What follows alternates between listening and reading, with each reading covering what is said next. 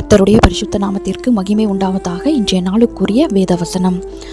நான் ஒளிபீடத்திலே உண்டாக்கப்பட்டு பூமியின் தாழ்விடங்களிலே விசித்திர வினோதமாய் உருவாக்கப்பட்ட போது என் எலும்புகள் உமக்கு மறைவாய் இருக்கவில்லை என்பதே சங்கீதம் 139 அதிகாரம் 15 வசனம்.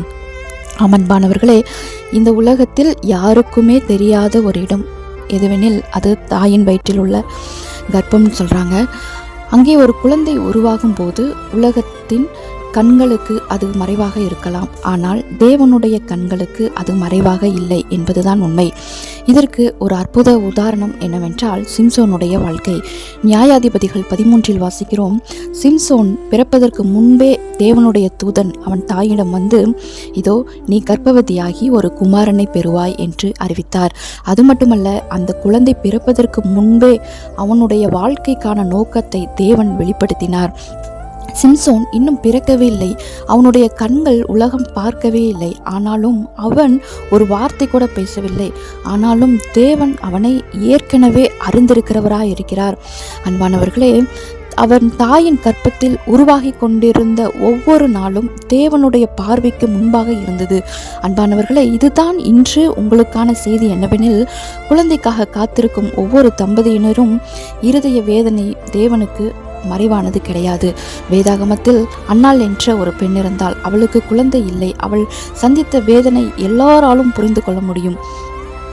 ஒருவேளை புரிந்து கொள்ள முடியாமலும் இருக்கலாம். ஆனால் அன்னாளுடைய வேதனை கர்த்தருடைய சந்நிதியில் வந்து அந்த அவளுடைய இருதயத்தையே ஊற்றினாள் என்று நம்ம வேதத்தில் வாசிக்கிறோம்.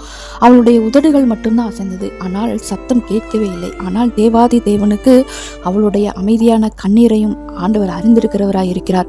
அதைத்தான் வேதம் சொல்கிறது. சங்கீதம் 56:8 என் கண்ணீரை உம்முடைய துருத்தியில் வையும் என்று. ஸோ நம்ம அழுகிற ஒவ்வொரு கண்ணீரும், ஒவ்வொரு சொட்டு கண்ணீருக்கும் கடவுள் பதிலளிக்கிறவராய் இருக்கிறார். அன்பானவர்களே, சகோதர சகோதரிகளே, நீங்கள் எத்தனை ஆண்டுகளாக காத்திருக்கிறீர்கள் என்று மற்றவர்களுக்கு தெரியாமல் இருக்கலாம். உங்கள் மனதில் இருக்கும் கேள்விகள் என்னவென்று யாருக்கும் தெரியாமல் இருக்கலாம். ஆனால் உங்கள் கண்ணீர் தேவனுக்கு மறைவல்ல. குழந்தை இல்லாததால் உங்கள் வாழ்க்கை குறைவானது அல்ல, உங்கள் மதிப்பும் குறைவானது அல்ல. தேவனுடைய பார்வையில் நீங்கள் மறுக்கப்பட்டவர்களும் அல்ல. உங்கள் காத்திருப்பையும் உங்கள் கண்ணீரையும் உங்கள் இருதயத்தையும் அறிந்த உங்களோடு தேவன் இருக்கிறார் என்பதுதான் நிதர்சனமான உண்மை. நீங்கள் மற்றவரின் கண்களுக்கு மறைவாக இருக்கலாம், ஆனால் தேவனுடைய கண்களுக்கு ஒருபோதும் மறைவாக இல்லை. உங்களை உருவாக்கின தேவனுக்கு உங்கள் வாழ்க்கையின் நோக்கம் என்ன, உங்களை வாழ்க்கைக்கு உருவாக்கினதான அந்த நோக்கம் என்ன என்று அவர் நன்றாக அறிந்திருக்கிறார். இதைத்தான் இந்த வசனம் சொல்கிறது, என் எலும்புகள் உமக்கு மறைவாய் இருக்கவில்லை என்று. ஆகவே நாம் யாருக்கும் தெரியாதவன், என்னை யாருமே பார்க்கல அப்படின்னு சொல்லி கவலைப்படாமல், மனுஷன் பார்க்குறத விட நம்மளுடைய தேவாதி தேவன் பார்க்கறது தான் நம்மளுக்கு ஒரு நிரந்தரமான ஒரு அன்பாக இருக்கும். ஸோ இந்த நாட்களில் எதையும் குறித்து கவலைப்படாதீங்க.